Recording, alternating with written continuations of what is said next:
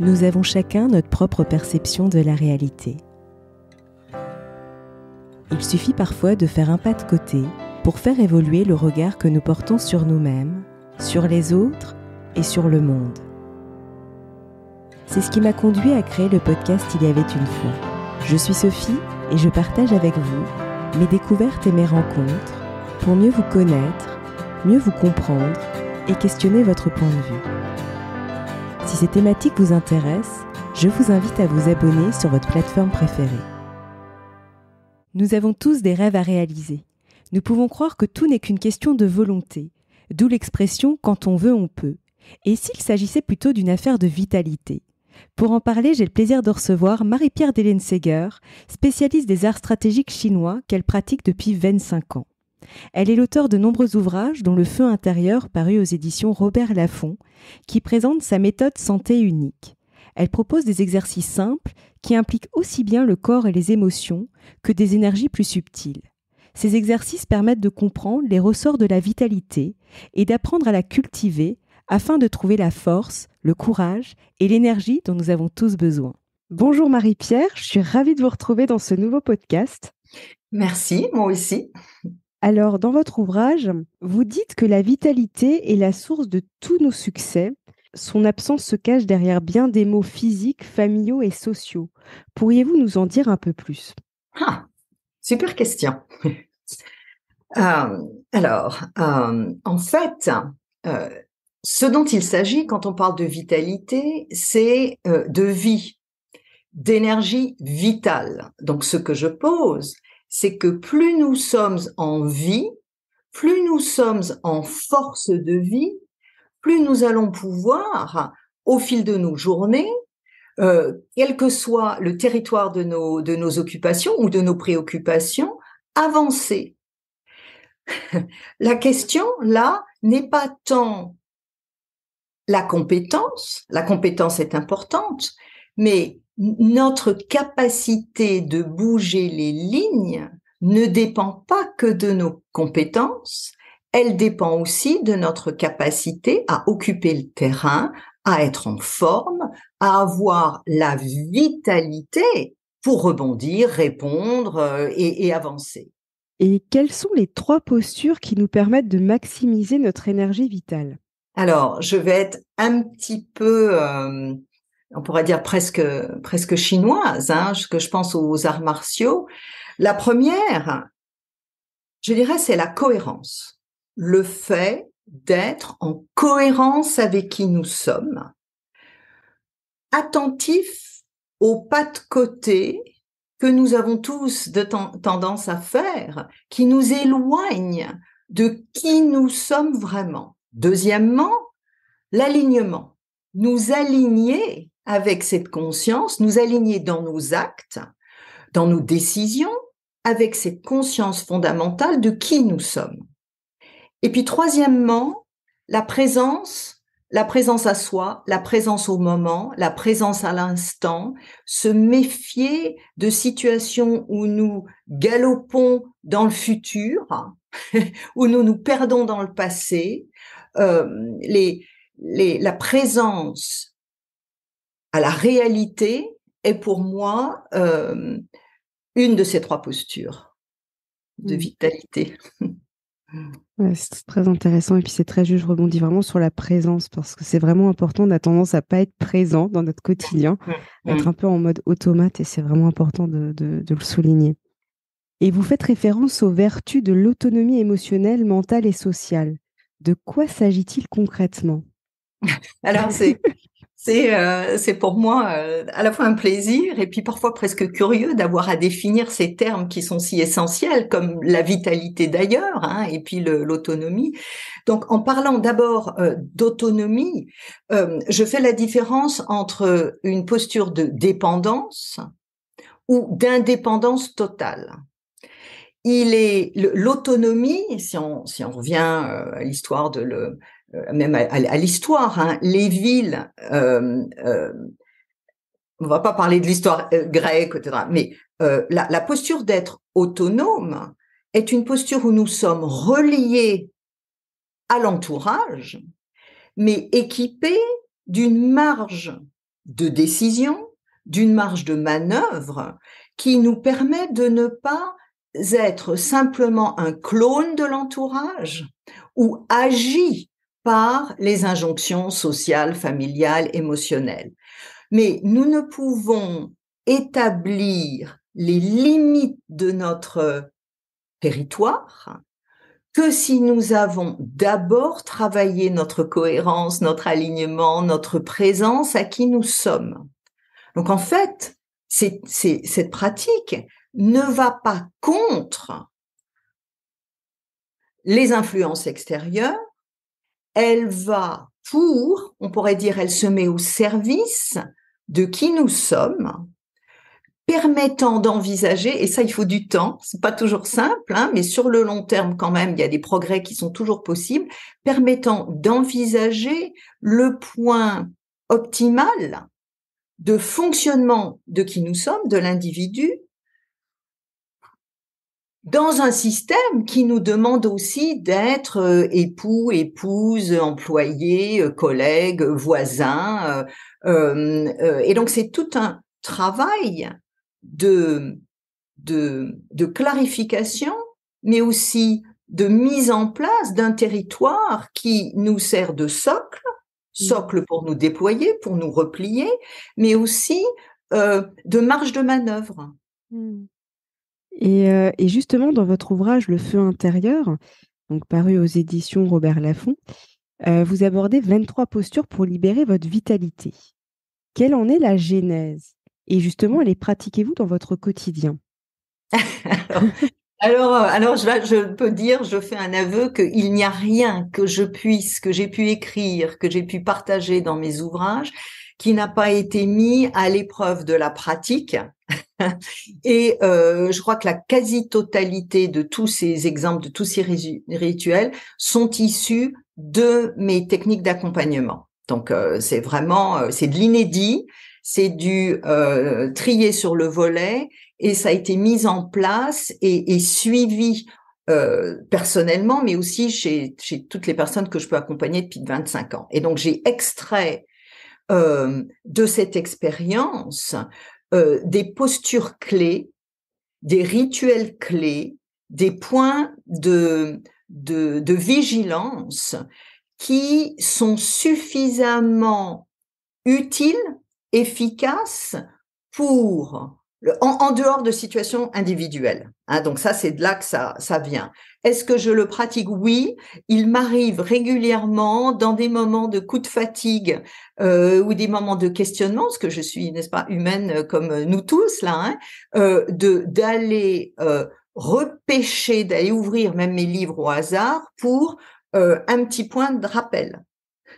Et pourquoi peut-être, en fait c'était même pas la question, mais pourquoi 23 parce que 2-3 ça suffit pas, les 1500 que je pourrais proposer ça va être beaucoup trop, donc il y a eu tout un travail de distillation pour proposer des outils quotidiens, simples à mettre en place, est vraiment beneficial, comme on dirait en anglais, hein, est vraiment utile à des points d'avancée. Et c'est vrai que moi, je ferai mon retour d'expérience puisque j'ai lu votre ouvrage il y a un certain temps maintenant. Mais par contre, j'aime bien le reprendre, justement, quand vous dites au hasard, parce que c'est assez marrant. Il y a des fois, on tombe sur des thématiques, enfin, sur du coup des postures, et on se dit, c'est dingue, parce que c'est exactement ce dont j'ai besoin aujourd'hui. Et du coup, c'est ce que j'aime, c'est le côté, et puis c'est très très simple à mettre en place. Pour le coup, il y a vraiment quelque chose de très, ça demande pas une organisation incroyable, Oui, un oui, contexte, oui. Et c'est aussi ludique parfois. Hein, enfin, c'est ce que j'essaye aussi à faire. Et je pense qu'il y a dans mon parcours aussi l'enseignement du yiking, hein, qui est une voie nous permettant de poser une question à l'univers et d'avoir une réponse. Donc, je pense que ce que je cherche aussi à moduler, c'est un lâcher prise d'abord de nos habitudes, quand on sait déjà qu'elles vont nous amener à des situations d'impasse, hein, mais aussi un lâcher prise pour nous rendre disponibles au flux du temps, Mm. aux bonnes surprises du quotidien. Et donc, certains de ces exercices ou ces rituels mettent un pas dans la porte pour qu'elle ne se referme pas sur nos habitudes. Du coup, Mm. ça crée une situation un tout petit peu nouvelle qui nous permet d'avoir un angle de lecture sur la situation différent. Et ça, c'est très utile. Ouais. Ouais, totalement. Et c'est ce que je trouve effectivement très riche dans votre ouvrage, parce que justement, en préparant l'interview, je me suis replongée dedans, je me suis dit, tiens, je vais le remettre sur ma table de chevet. Et parmi ces 23 postures, il y a celle intitulée Perdez-vous. Pour quelle raison dites-vous que se perdre est un privilège? Parce que j'ai beaucoup aimé ce passage, justement. Alors, perdez-vous, hein, perdez-vous parce que euh, d'abord, hein, c'est une illusion de penser que notre chemin est déjà écrit, que nous serions incapables de vraiment le trouver et qu'il y ait des codes, qu'il y ait des règles qui nous permettront d'être vraiment performants. En fait, euh, je pense que la voie, elle est au gré des, des opportunités, des occasions, mais aussi des obstacles, de nous rapprocher de plus en plus de ce que nous sommes venus faire dans cette vie-ci. Bon. Et quand je dis perdez-vous, ce n'est pas d'être dans un état de perdition perpétuelle, mais c'est d'oser nous rendre disponibles pour des voies qui ne sont pas forcément tracées d'avance. Hein. Or, nous avons tendance, et c'est aussi une très bonne chose, hein, à vouloir aller à l'essentiel, à vouloir faire vite, à vouloir être performant. Euh, mais la réalité, c'est que c'est parfois parce que vous ratez un avion et êtes un peu perdu que vous allez avoir le temps de penser à un sujet qui est en fait important dans votre vie, mais qui n'a pas eu le temps d'être sur la table, ou que vous allez faire une rencontre qui n'était pas prévue, mais qui ne pourra vous trouver, quand je dis perdu, en fait, que parce que vous n'êtes pas sur le sujet, sur le chemin hyper balisé et sur les sujets hyper balisés. Donc c'est en fait, je parle aussi d'un moment donné de l'intérêt de s'ennuyer. Hein. On sait bien qu'aucun enfant qui s'ennuie vraiment ne va s'ennuyer à jamais. À un moment donné, il ou elle va, quelque chose va se passer et il ou elle va s'intéresser à je sais pas, une mouche qui passe, va trouver un bouquin. Bon, moi je suis de l'ancienne garde, et donc se perdre, hein, c'est de créer les conditions de solution que notre cerveau gauche n'a pas établies de manière parfois un petit peu autoritaire. Et c'est l'occasion de faire de la place à de la vitalité cachée qui finit par se faire manger parce que nous ne sommes plus spontanés, nous n'avons plus jamais de temps à perdre. Or, moi, je pense que le temps, il n'est pas à perdre et à gagner, c'est un compagnon fidèle qui va nous proposer, par le biais des hasards, des coïncidences, et puis des enquiquinements parfois, d'autres lectures de situations dans lesquelles nous nous sentons coincés.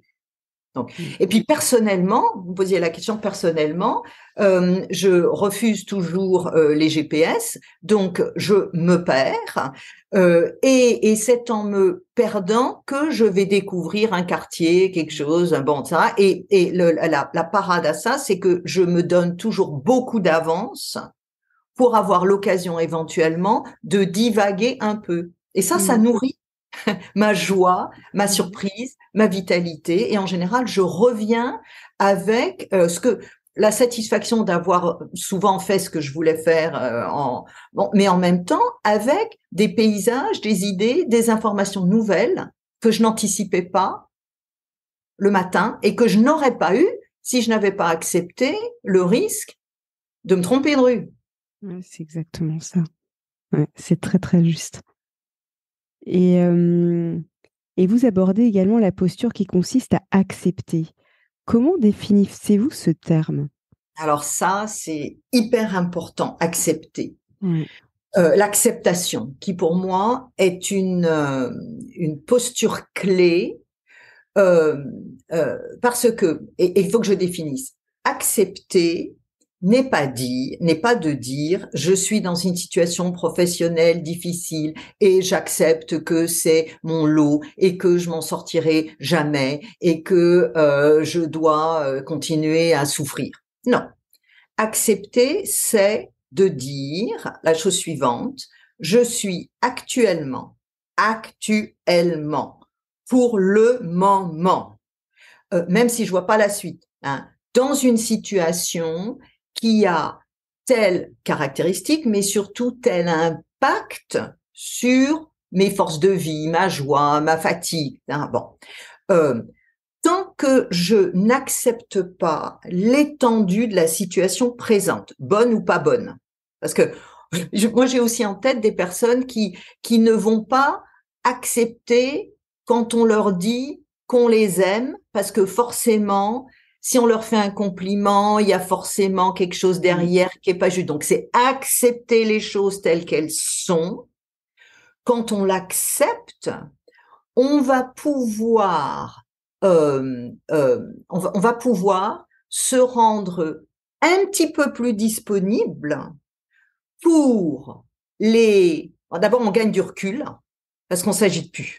On s'agite plus, mais on gagne un petit peu de recul pour commencer à se centrer sur ce qui peut être fait pour que la situation change. Mmh.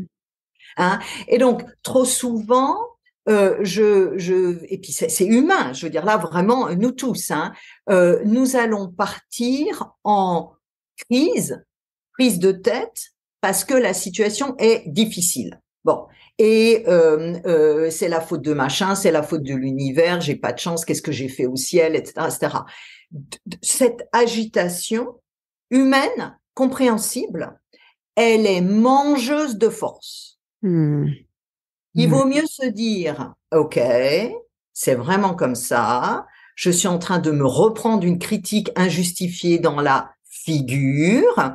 Au jour d'aujourd'hui, je ne peux pas encore changer, mais en acceptant l'étendue de ce phénomène de répétition, par exemple, je peux me rendre disponible pour quelques actes parce que je me suis pas agitée, parce que j'ai pas permis mes forces, qui vont me permettre de dire tiens, c'est peut-être le temps quand même que j'appelle un tel pour discuter d'un poste possible ailleurs.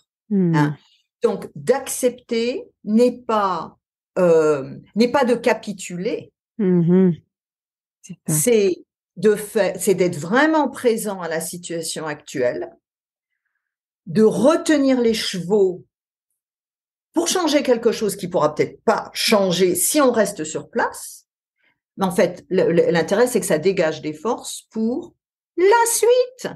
Parce Mmh. qu'il y a toujours une suite. Dans un de mes bouquins, je disais, personne n'est resté coincé à jamais dans un escalier en colimaçon en déménageant une commode. Mmh. Ça peut durer 3 heures, mais ça ne dure pas toute une vie. Hein. C'est sûr. Sauf si on le souhaite, parce que ça, on peut s'installer dans la Mmh. commode et rester. Mais bon, Mmh. évidemment, c'est pas mon message. Ouais. Ouais, mais c'est très juste. La métaphore est très juste. Elle est vécue. Elle est vécue en plus, comme tout le reste, comme tous les exemples, comme tout dans mon bouquin. Enfin, bref. En général, je sais de quoi je parle. Effectivement, mais c'est ce que j'aime justement, dans votre travail, c'est ça, c'est que c'est du vécu, c'est de l'expérimenté, Et c'est c'est du du vivant, concret. C'est que ça. la vitalité, c'est du vivant. Donc, Ouais. en fait, nous avons la chance d'être vivants. On est souvent vivant, souffrant. Bon, mais la souffrance, qui peut faire partie du chemin, n'est pas la définition du vivant. Le vivant, c'est d'être vivant. Le vivant, c'est d'avoir les forces pour bouger, dépasser, contourner l'obstacle. Mais c'est du vécu parce que c'est vivant. Donc Ouais. c'est vraiment l'objectif, mon objectif, que ce soit dans les consultations, que ce soit dans les bouquins, c'est de nourrir, c'est comme de l'engrais pour nourrir le terreau de la vitalité chez chacun d'entre nous. Mm. Ouais. C'est très juste. Et quel message aimeriez-vous transmettre à nos auditeurs? Alors, je ne sais pas si c'est un message, c'est une question. J'aimerais leur demander pourquoi est-il si difficile de vous faire du bien, Ouais, hein? très bonne Parce question. que on sait bien ce qu'on a intérêt à manger plutôt que de pas manger, ce qu'on a intérêt à faire plutôt que de pas faire. Moi souvent c'est la piscine quand même tous les jours ou de marcher tous les jours, mais systématiquement j'ai pas envie d'y aller. Mm. Je sais parfaitement que ça me fait du bien. Mm. Donc pourquoi est-il si difficile de nous faire du bien? Mm. Bon, bah la réponse, enfin non, j'ai pas je ne dis rien. Ouais. Et enfin, quel serait votre mot de la fin pour clôturer notre échange? Oh, aimez-vous, ayez confiance en vous. Ne confondez pas vos reculs, vos blessures pour le signe de votre faiblesse. Il y a un chapitre qui s'appelle, je crois que c'est Chérichez ou Aimez vos cicatrices. Vos cicatrices et puis même les trahisons que vous avez vécues et même les obstacles que vous avez rencontrés sont au service d'une clarification de vos forces. Mm. Le nombre de personnes qui rentrent qui se retrouvent alors qu'elles ne le cherchent pas en conflit et dont pour moi il est clair à la lecture que c'est un point d'avancée dans leur vie. Parce que effectivement, si vous n'avez pas dit non depuis 25 ans, le jour où vous allez vraiment avoir besoin de dire non, c'est normal que ça résiste. Bon, c'est normal que même il y ait retaliation, qu'il y ait un coup qui revienne. Mm. Mais bon, mais vous avancez, vous êtes en train de vous redresser. Vous Mm. êtes en train de... Et oui, c'est pas simple, c'est pas toujours facile, mais ce sont des victoires. Mm. Effectivement. Merci en tout cas Marie-Pierre et pour les auditeurs en tout cas je les invite à découvrir votre ouvrage Le Feu intérieur paru aux éditions Robert Laffont et donc il y aura de toute façon le lien sous ce podcast. Donc vraiment un très très grand merci pour notre échange. Merci à vous, merci à tous ceux qui nous écoutent, ceux et celles qui nous écoutent. C'est ensemble qu'on bouge les lignes. Je suis bien d'accord. C'est tout l'objectif d'ailleurs justement de nos échanges etc. C'est aussi pour encourager cette vague j'allais dire pour gagner de l'avant. C'est exactement ça. Merci en tout cas. Merci. Si vous avez aimé cet épisode, n'hésitez pas à lui laisser 5 étoiles sur Apple Podcast ou un pouce sur YouTube. Et surtout, abonnez-vous sur votre plateforme d'écoute préférée pour ne manquer aucun épisode. Je vous souhaite une très belle journée ou une très belle soirée et vous donne rendez-vous dans 2 semaines. À bientôt!